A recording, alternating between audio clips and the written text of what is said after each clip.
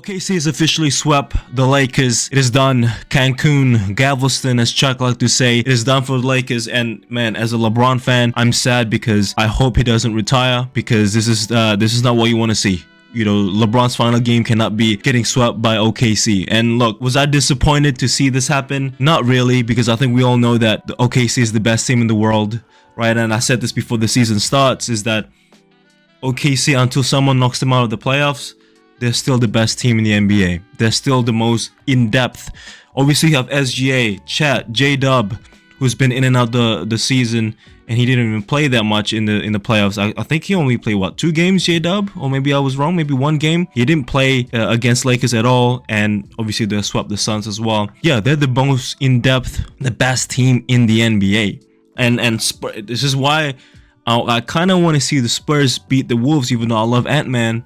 But I want to see these guys go band for band, matchup for matchup, because I feel like the Spurs is the only team that can have their number.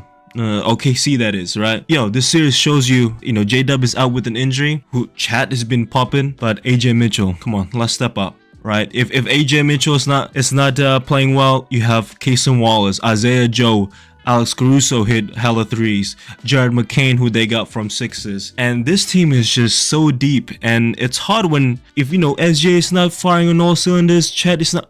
They got all these guys coming off the bench, right? And they got so much more to offer than 99% of the teams in the NBA, which is scary to watch.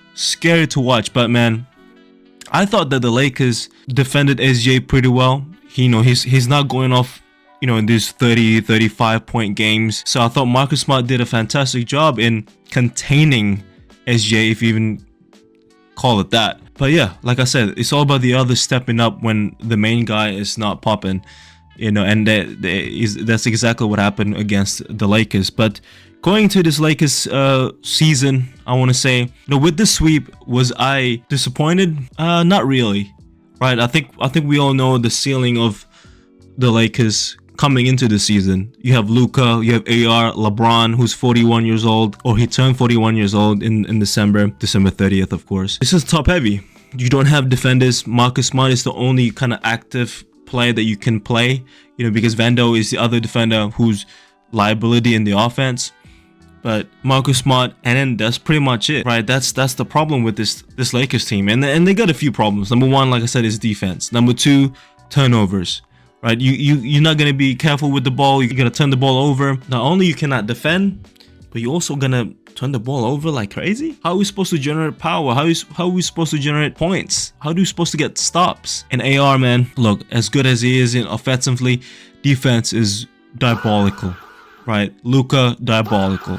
Like I said, LeBron is 41. He's either going to give you offensive game or vice versa. He can't do both no more, right? He's 41. He doesn't have the endurance anymore, which is sad to see, but that's the reality of it, right?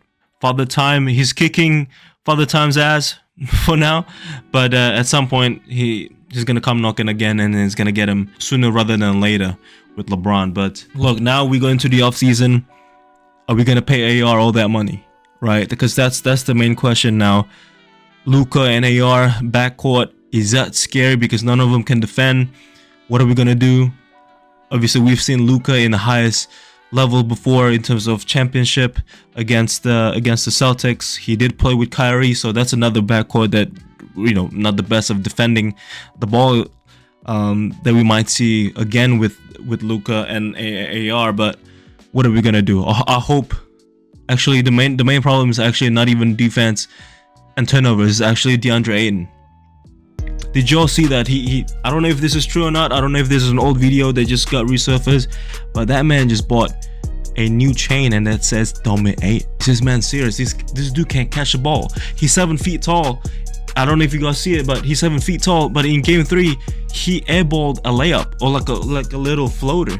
The dude is 7 feet tall. The basketball rim is 10 feet tall. This man, look, what's the one thing that we always say about DeAndre? And he got all the skills, but he doesn't have the heart. He doesn't have the drive. And I know I'm just a guy talking in my room about a guy in the NBA. But everybody says he's lazy. I know there's levels to this. I know I'm just, an angry little fan, but come on, man. They're paying you all that money. You can't catch. You can't rebound. How you 7 feet tall and can't rebound, bruh? AJ Mitchell was in game 3. AJ Mitchell got 4 rebounds. He got 6. Man, this is tough. This is tough. But you know, another question is, what's LeBron gonna do? Is he gonna go back home to Cleveland? Is he gonna play one more year with the Lakers? I'm sure he's gonna go home, sit with his family, think about what he's gonna do. You know, he's gonna go into 24th season in a few months. You know, what's the Lakers looking like? Because I'm sure, as he's turning 42 in December, I'm sure he wants to play because he wants to win his championship. And obviously, he wants to play with his son, Bronny. He might go a couple more years so he can play with his other son, Bryce. But I'm sure he wants to win that championship again, right? Because he's just not playing in the NBA just to play. I'm sure he wants to win his 5th and go out with a bang. And which team is that gonna help him to get there? Is it gonna be Cleveland?